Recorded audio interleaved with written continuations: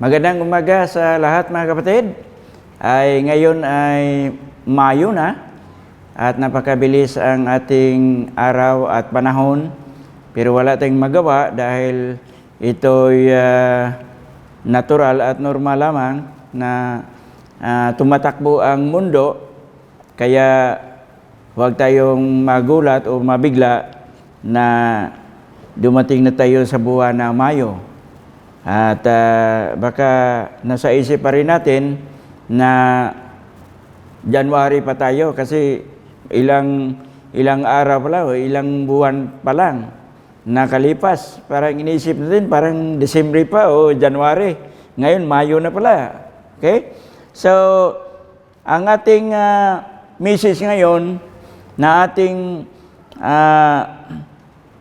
pagbulay-bulayan o pakinggan ay tungkol sa mga problema sa ating panahon na ating naranasan at ang mga problemang ito napakabigat dahil sa mga nakalipas na mga 2 buwan at nag-umpisa itong COVID-19 na medyo nabigyan ng pansin sa ating gobyerno at nung Marso, second week, nagkaroon ng umpisa ng lockdown hanggang sa ngayon, kaya umabot na ng 1 buwan mahigit, no? Almost 2 months na. Naka-lockdown pa rin tayo kahit mayroon ng adjustment o pagbabago sa ibang mga probinsya. Pero dito sa atin, sa Metro Manila, sa NCR, patuloy pa rin yung ating ECQ, ang tawag, no?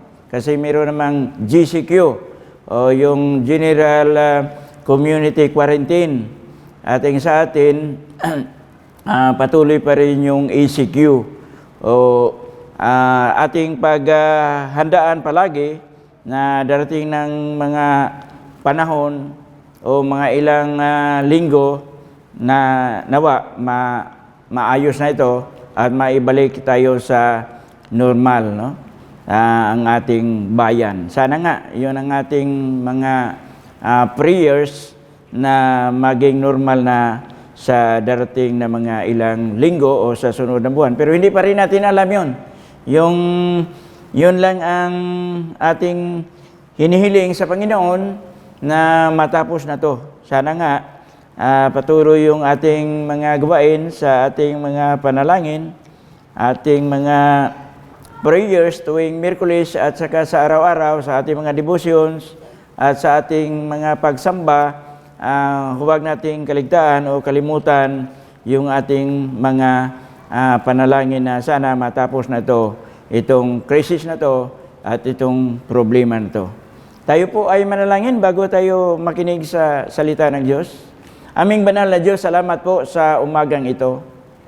Salamat sa iyong mga pagkapala na pinagkaloob mo sa loob ng 1 linggo na nakalipas, na binigay mo sa amin ang aming mga kailangan sa araw-araw, sa aming mga pagkain, sa aming mga inumin, at sa ibang mga bagay, Panginoon, na pinagkaloob mo sa amin. At salamat din sa aming gobyerno na nagbigay sa mga pangailangan sa iyong mga citizen, Panginoon, na kahit minsan may mga problema pero nakaabot man sa mga tahanan, Panginoon, at sa pamilya na nangangailangan. Gabayan mo po ang aming President Rodrigo Roa Duterte, ang kanyang mga kabinete, ang Senado, ang Kongreso, at ibang mga opisyal down to province, Panginoon, mga representative, mga governors, mga mayors, mga kapitan. Nawa po, gabayan na po sila, Panginoon, na maibahagi ang mga relief goods o mga tulong sa gobyerno, sa aming komunidad, na maibahagi ng maayos at magkaroon ng kagalakan ng mga tao na makatanggap sa mga pagpapala. Gabayan po ang bawat isa sa amin na mailagay sa aming puso at isipan na ang mga bagay, material na hindi namin mabigyan ng most important sa buhay namin, kundi ang spiritual na buhay ang aming bigyang pansin dahil napakahalaga sa buhay spiritual kaysa material na mga bagay, Panginoon. Dahil sinabi nyo na huwag matakot sa papatay sa aming katawan, kundi katatakutan namin ang kapatay sa aming kaluluwa. Kaya kami po ay naniwala at sumasampalataya sa inyo na ikaw po ang aming masusunod, hindi ang mga bagay material sa mundong ito.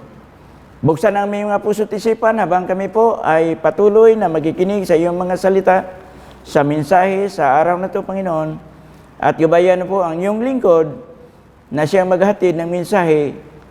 Nawa po ang iyong banal na Espiritu siyang mag-ingat, siyang maging gabay, at magbigay karunungan sa mga salita na aking pagbanggitin, Panginoon. Ito po ng aming dalangin sa iyo, pangalan ni Jesus, na aming Diyos ng tagapagligtas, pangalan ng Ama, ng Anak, na Espiritu Santo. Amen. Problema.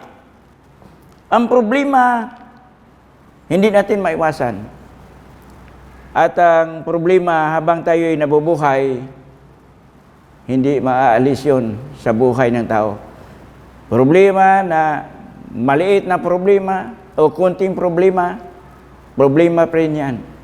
O sa mga malalaking problema, o sa mabigat na problema, lalo na sa ngayon, ang pinakamabigat na problema natin na ating kinaharap, ang problema sa coronavirus. Itong pandemic na to, hindi lamang ang ating bayan naging problema, ng ating mga opisyal sa gobyerno, lahat ng mga tao, problema, dahil nakukulong sa kanilang mga tahanan, walang trabaho, walang pira, mabigat na problema. At napakahirap, no? Tayo'y nakaranas sa bawat tahanan natin kung paano natin magampanan o malunas itong problema na to. Mahirap dahil lagi tayong nasa bahay, bawal namang lumabas. Kung hindi importante, dapat isa lang ang lalabas, bibili ng mga pangailangan, at ang problema pa dito kung mahawaan yung lumalabas. Napakahirap. Lagi tayong nag-isip na nawa hindi tayo mahawaan sa sakit na to. Kasi napakahirap kung may sakit ka sa coronavirus o COVID-19. Marami mga testimonies na ating narinig sa YouTube, nakita natin sa mga broadcast, sa television.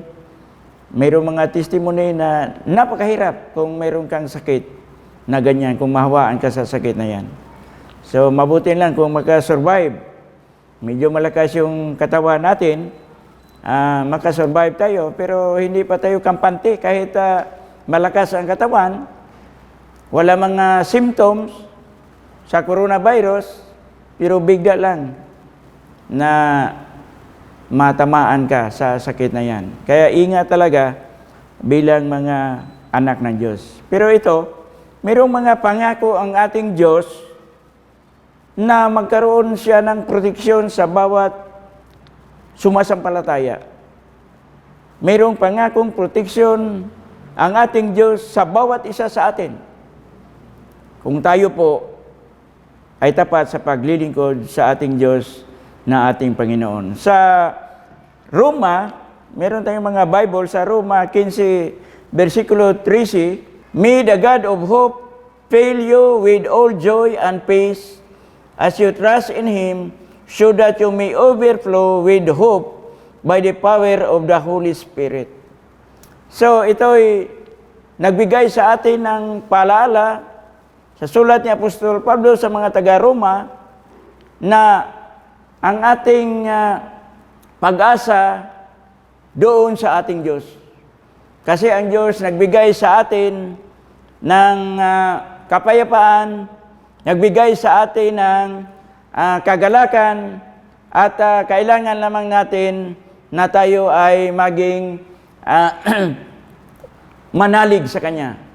Ang ating trust, no? Pananalig natin sa Panginoon dahil ang Diyos ay nandyan, nakatingin sa atin at sinusundan tayo sa ating mga galaw sa habang nandito tayo sa mundong ito. Kung tayo po ay tapat sa Panginoon, sa paglilingkod sa Kanya, meron tayong maasahan na mga proteksyon galing sa Diyos. Sa Isaiah 40, verse 31, 40-31, "But those who hope in the Lord will renew their strength. They will soar on wings like eagles. They will run and not grow weary. They will walk and not faint." So kung tayo po ay umaasa palagi sa Panginoon, ang ating pag-iisip na sa Panginoon, ang ating paglilingkod na sa Panginoon, bigyan tayo ng Panginoon ng lakas. Ang ating kalakasan katulad daw ng isang agila, like an eagle. Kung tayo itatakbo, hindi tayo manghihina, malakas. At ang ating katawan, laging malakas sa araw-araw, mga kapatid. Ang Panginoon nagbigay sa atin ng mga salita upang tayo po ay umaasa palagi sa Kanya. Our hope is in the Lord. Wala tayong mapuntahan eh. Kung doon tayo aasa sa mga tao, minsan natutupad naman. Pero sa Panginoon, hindi tayo mabibigo. Dahil ang Diyos magbigay sa atin ng proteksyon sa bawat isa sa atin. Ano bang mga proteksyon na sinasabi sa Biblia sa ating buhay? Na sinasabi kanina na bigyan tayo ng kasiyahan, kaligayahan, lakas. Hindi tayo manghina. Be reactive tayo, parang agila. Ano pa ba yung ibang mga pangako ng ating Panginoon na ating proteksyon? Dito sa Exodus 23:22, Exodus 23:22, "If you listen carefully to what He says, and do all that I say, I will be an enemy to your enemies, and will oppose to those who oppose you." Ang Diyos na tumitingin sa atin, sa ating araw-araw na paglilingkod, siyempre, kaharap natin palagi ang kalaban natin. Meron tayong mga kalaban na ating kaaway. Ang evil spirits, ang demonyo, kalaban ng Panginoon, siya rin ang ating kalaban. Ipaglaban tayo ng Diyos. Ipaglaban tayo, sabi dito sa Tagalog, kung susundin ninyo siya at gagawin ninyo ang mga sinasabi ko, ipaglalaban ko kayo sa inyong mga kaaway. Ipaglaban tayo ng Diyos. Katulad sa nangyari sa Old Testament. Panahon nila ni Moses, sila'y nagtagumpay kahit gaano kahirap ang mga naranasan nila sa buhay, sila po ay nagtagumpay. Grabe ang nangyayari sa mga buhay nila noong unang panahon sa mga Israelita. Lalo na nung nasakop sila sa Ehipto, naging slave sila, mga Israelites. Pero ganoon pa rin, pinagkalooban pa rin ng Diyos ng pag-asa hanggang sila'y nakarating sa buhay na mapayapa. At sila po ay nagtagumpay. Mga kapatid, ang Diyos, sabi niya, ipaglaban tayo. Ano pa? Sa mga awit 27, versikulo 1, "The Lord is my light and my salvation. Whom shall I fear? The Lord is the stronghold of life. Of whom shall I be afraid?" Napakaganda. Si Yahweh ang ilaw ko at kaligtasan. Sino pa ba ang aking katatakutan? Si Yahweh ang muog ng aking buhay, sino pa ba ang aking kasisindakan? So, ang Diyos nagbigay sa atin ng proteksyon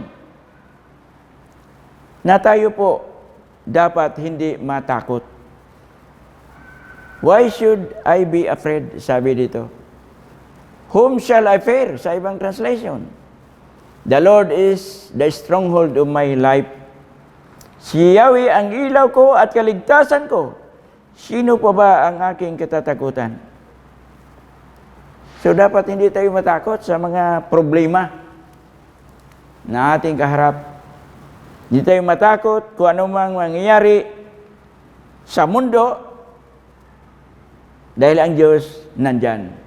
Meron akong nakausap na kaibigan ko nasa abroad, parang worried siya sa kanyang kalagayan dahil sila rin doon walang trabaho. Sirado ang mga kumpanya. Nasa bahay lang sila. Pero may suporta naman sila sa gobyerno ng mga pagkain. Pero pag ganyan ang buhay natin, napakahirap, no? Tayo naman lahat dito, naranasan natin sa loob ng mahigit 1 buwan na, nasa loob lang tayo ng bahay, napakahirap. Yung iba nga, sabi, naburyong na. Nagkaroon ng mga problema sa bawat isa, hindi na magkasundo, nagaway-away na. Sirado ng isip, no? Lalo na pag gutom, napakahirap. Ang sitwasyon, nasa loob ka ng bahay, gutom ka pa, napakahirap. Walang kapayapaan. Hindi magkasundo. Pero ang Diyos, nagbigay sa atin ng pag-asa. Hindi tayo matakot. Kahit gaano man kabigat ang ating kaharapin pang problema o marami pang mga problema nga darating na mas higit pa sa nangyayari ngayon. Sabi nga, itong problema ngayon, umpisa pa lang. Lalo na pag nasa gitna na tayo sa katapusan na. Sabi nga ng iba, pag nasa katapusan na tayo, malapit na talagang matapos ang mundo, malapit na ang darating ang Panginoon, mas higit pa ang problema. Sino kaya ang magtagumpay? Sabi ng Panginoon, sino ang manatili hanggang wakas ay maliligtas. Kailangan tayong malakas ang ating pananampalataya. We need faith, strong faith. Sa mga awit, 4:8. Mga awit 4:8. I will lie down and sleep in peace, for you alone, O Lord, make me dwell in safety.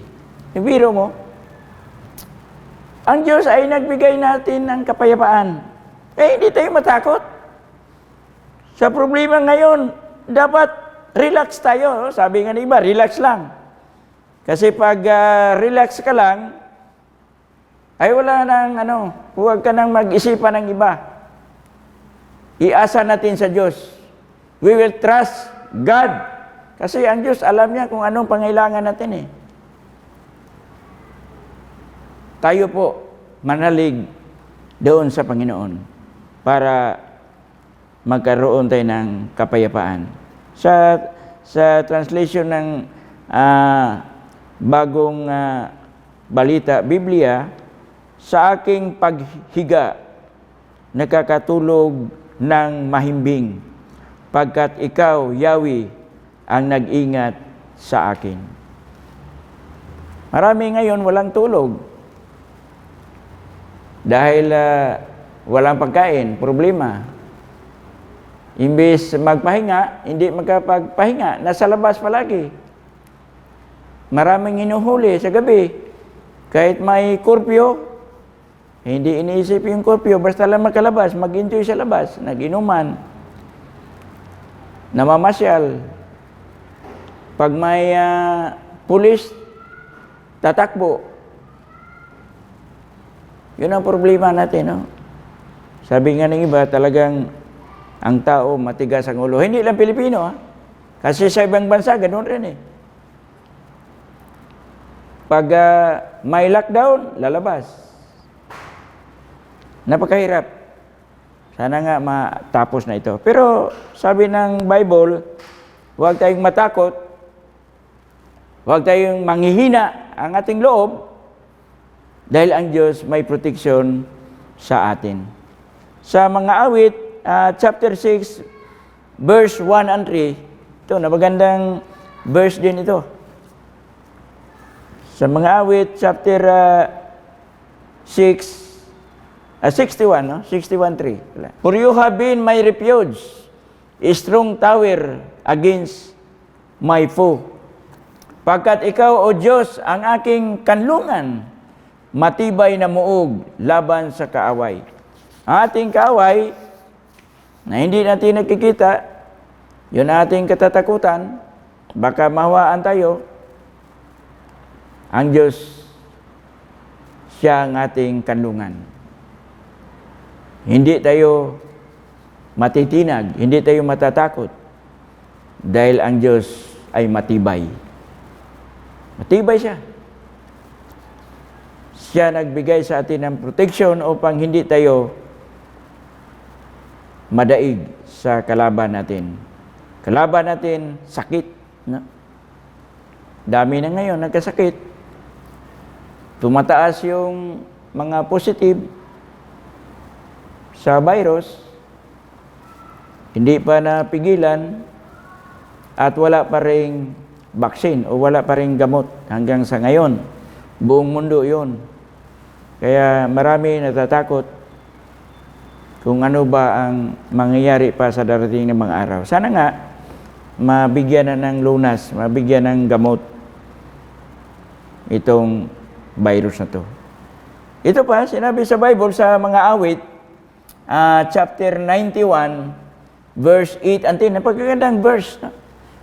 Ito ay very common na verse na naririnig, nababasa natin sa YouTube, sa mga broadcast. Pero ito, ulitin natin. If you make the Most High your dwelling, even the Lord, who is my refuge, then no harm will befall you, no disaster will come near your tent. Ito na, maganda, no? Sapagkat si Yahweh ang iyong ginawang tagapagsanggalang at ang pinili mong mag-iingat sa iyo'y kataas-taasan, di mo aabuting ikay mapahamak, ni maranasan kahit anong uri ng paghihirap sa iyong tahanan. Napaganda. Totoo naman ito sa mga Kristiyano, kahit walang pagkain, hindi naman siya nahirapan kasi laging nanalangin. Iyon ay sa totoong buhay ng mga Kristiyano. Kasi mga Kristiyano, tayo mga Kristiyano, hindi naman tayo nag-isip sa ating physical na katawan, di ba? Okay man lang sa atin, magkain ng kaunti. Makatulog. Makabili ng damit na hindi masyadong mahal, okay lang sa atin yun. Kahit hindi maganda ang ating tahanan, okay lang yun. Kasi iiwanan naman natin yun eh. So, hindi tayo maghihirap, sabi dito sa Biblia, kung ang Panginoon siyang ating ginawang kanlungan o siya ang ating Diyos na doon tayo umaasa at yung ating pananalig nasa Kanya. Hindi tayo pabayaan ng Panginoon.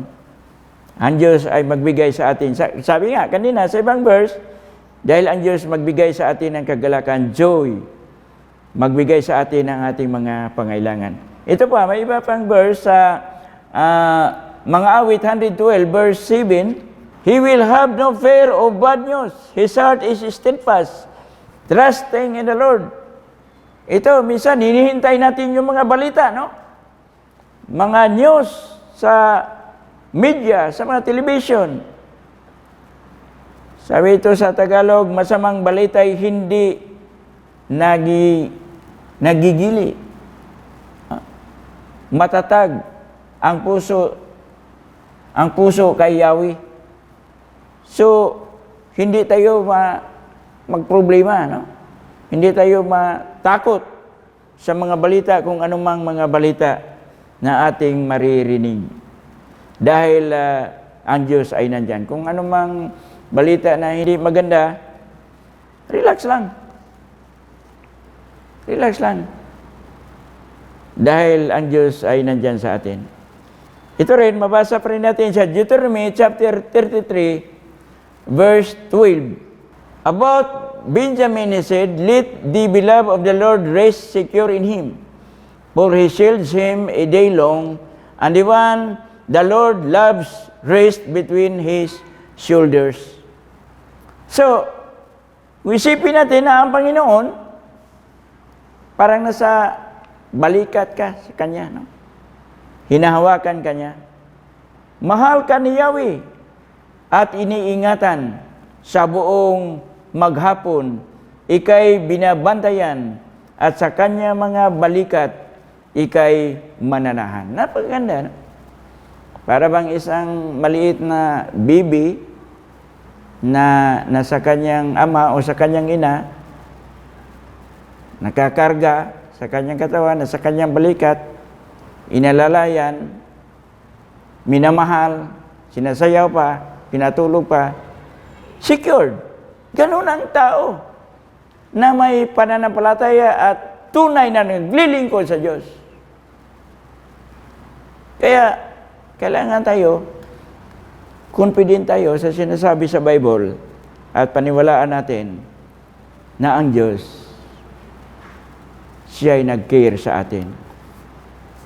Nagkaroon ng proteksyon sa bawat isa sa atin. Ang Diyos ay nagbigay lagi ng proteksyon sa bawat isa na mga Kristiyano at magkaroon ng mapayapang buhay. Sa mga awit 121 verse 7 and 8. Okay, the Lord will keep you from all harm. He will watch over your life. So, ang Diyos nagabantay natin, di ba? Sabi dito. Binabantayan tayo lagi sa ating Panginoon. He will watch over your life. At maiwasan yung mga, kung anumang mga pangyayaring hindi mabuti. Kaya ang Diyos napakabuti na siya po ay nagbigay sa atin ng proteksyon. Sa translation ng Tagalog, si Yahweh ang siyang sa iyo'y mag-iingat sa mga panganib. Ika'y ililigtas. Si Yahweh ang siyang sa iyo'y mag-iingat saan man naroon. Ika'y iingatan, di ka maano kahit kailan. So, hindi tayo magproblema kung anong mangyari sa darating na mga araw, mga linggo, mga buwan, mga taon. Dahil ang Diyos ay nandyan. Nakatingin sa atin. Nag-protect sa atin. Hindi tayo mabahala. Ang dami mga verse, no, na hindi tayo mabahala sa mga bagay na dito sa mundo. Dahil nandyan talaga ang problema. Hindi maubos-ubos yung problema. May sabi nga, narinig ko, na hayaan mo yung problema. Kasi ang problema, nandyan palagi. Kailangan, relax ka lang kung may problema. Hayaan mo ang problema, mag-solve sa problema. Tayo kasi gagawa ng paraan para ma-solve yung problema. Ay tuloy. Hindi nangyari yung mga solusyon at na-discourage dahil hindi nabigyan ng solusyon yung problema. Wala. Hindi siya nagtagumpay. Discouragement sa buhay. Dami mga taong ganun. Pero tayo mga Kristiyano, hindi dapat, di ba? Kasi ang Kristiyano, binigyan ng pag-asa ng ating Panginoon ng proteksyon at ipagkaloob niya kung ano ang ating mga pangailangan sa buhay natin. Napakaganda kung ilagay sa ating puso't isipan ang mga salita ng Diyos. Ito pa, sa Proverbs chapter 1 verse 33. Proverbs 1:33. But whoever listens to me will live in safety and be at ease without fear or harm. Napakaganda. Ngunit ang makinig sa akin, mananahan ng tiwasay, mabubuhay ng payapa, walang katatakutan. Napakagandang verse. Sinabi ni Solomon, kung tayo ay laging nakikinig sa Diyos, sa mga salita ng Diyos, tapat na naglilingkod sa Diyos, tiwasay tayong nananahan dito at mabubuhay ng mapayapa. Walang katatakutan. Huwag lang mag-abuse. Kasi kung wala kang katatakutan, matapang ka, hindi naman po tapang-tapangan dito, no ba? Ilagay natin sa tamang paraan ang tapang natin. Yung tapang sa pagsunod sa kalooban ng Diyos.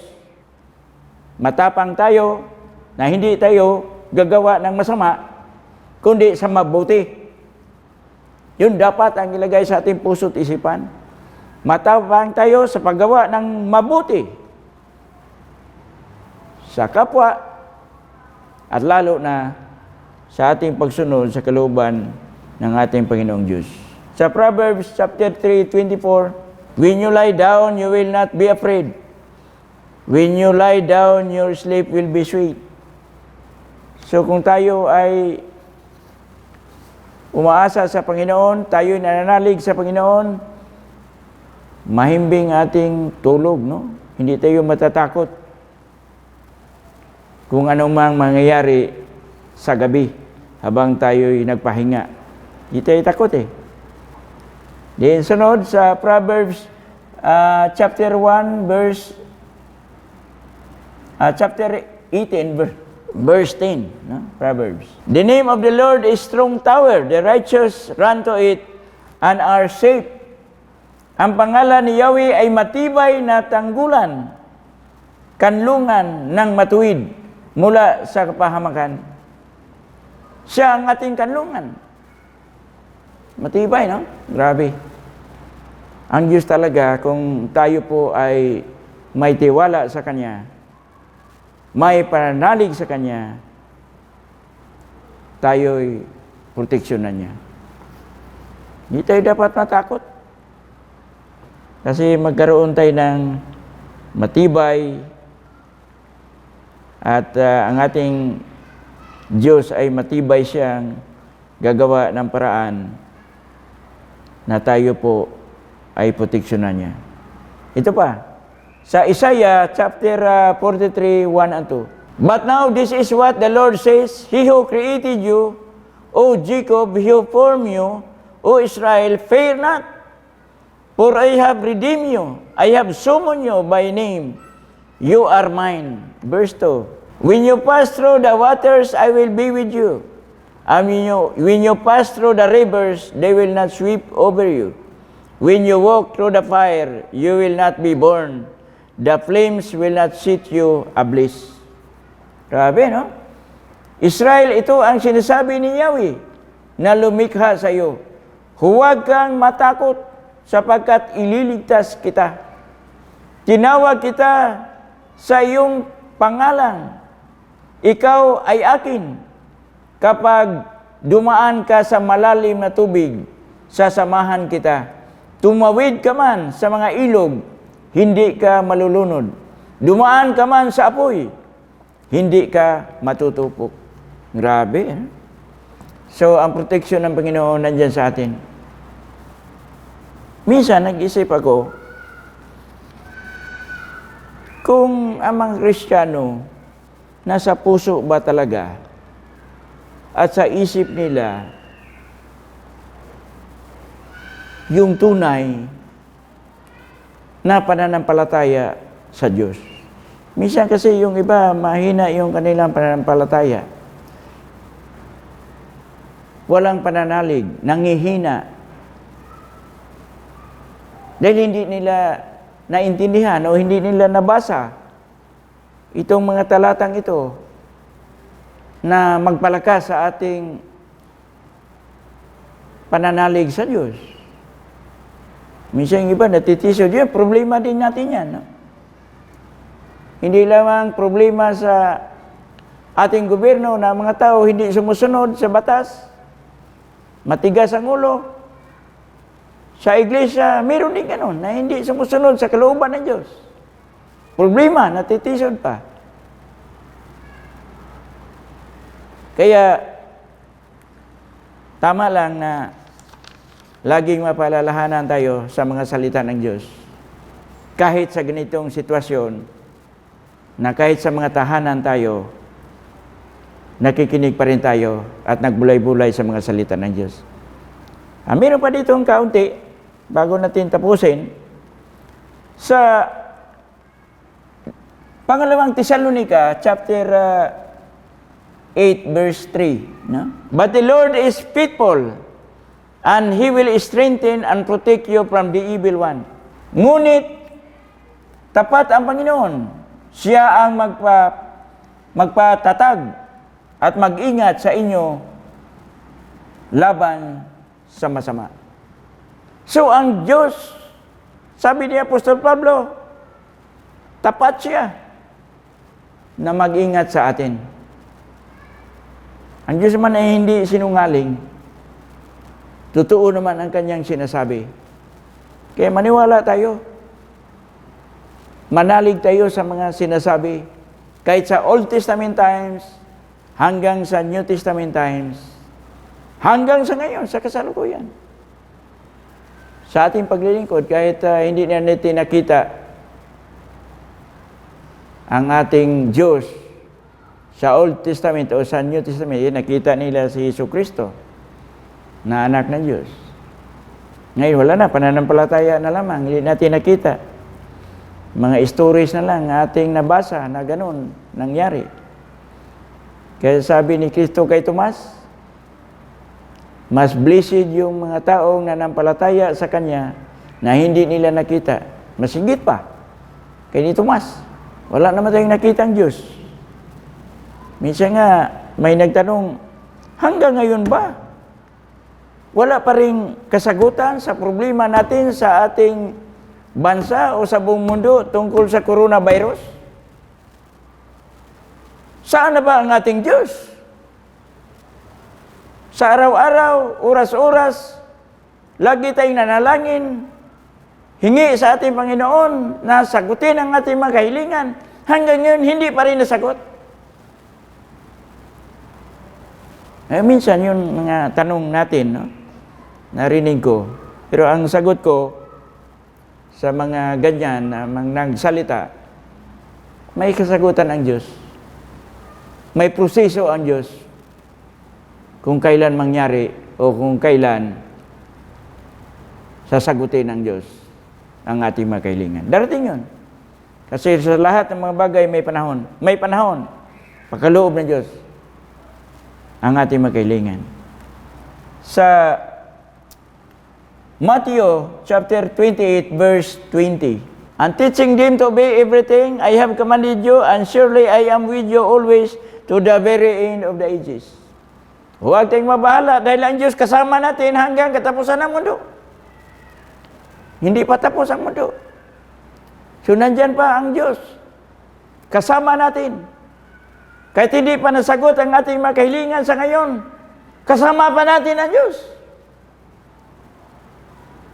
Kaya ang Diyos, tinitingnan tayo kung gaano kalakas ang ating pananampalataya. Kaya sa pamagitan ng ating pananampalataya, sinusukat ng Diyos ang ating pananampalataya doon sa mga bagay pinagkaloob niya o sa mga pangyayari kung gaano ba katotoo ang ating pananampalataya sa Kanya. Matitinag ba tayo sa mga problema? Kulang ka ng pananampalataya sa Diyos. Ikaw ba'y nanghina? Kulang ka ng pananampalataya, walang pananalig sa Diyos. Baka nga hindi ka naniwala na may Diyos. Kasi ang mga taong naniwala sa Diyos, lahat ng mga bagay magagawa sa Diyos.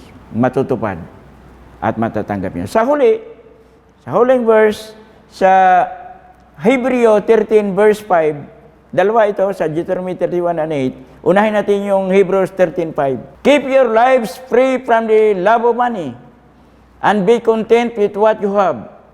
Because God had said, never will I leave you, never will I forsake you. Hindi tayo iiwanan ng Diyos.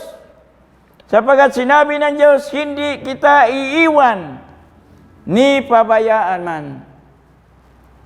Kailangan lang tayo kontento sa buhay. Pag hindi ka kontento, mawala ka. Hindi ka na katutuwaan ng Panginoon sa inyong ginagawa dahil nanghina ka. Sabi sa Revelation, pag ang inyong pananampalataya ay hindi mainit, hindi malamig, so nasa gitna ka, isusuka ng Panginoon. Kung kailangan dito na mainit dahil itong pag-asa natin, sinabi ng ating Diyos na never will I leave you, never will I forsake you. Hindi tayo iiwan ng Diyos. Nandyan siya. Sa huling book sa Deuteronomy 31 verse 8, sabi ito, the Lord Himself goes before you and will be with you. He will never leave you nor forsake you. Do not be afraid. Do not be discouraged. Paganda, no? Ang salita ng Diyos, napakaganda. Do not be afraid. Huwag matakot. Don't be discouraged. Huwag manghihina. Dahil ang Diyos kasama natin. At ang Diyos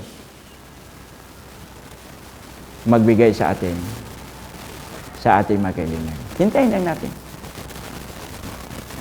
Nawa po, ang Panginoon magpapala sa atin, gabayan tayo lagi sa ating pagsunod sa kalooban natin. Tayo po ay manalangin. Salamat po, Panginoon. Salamat sa iyong mga salita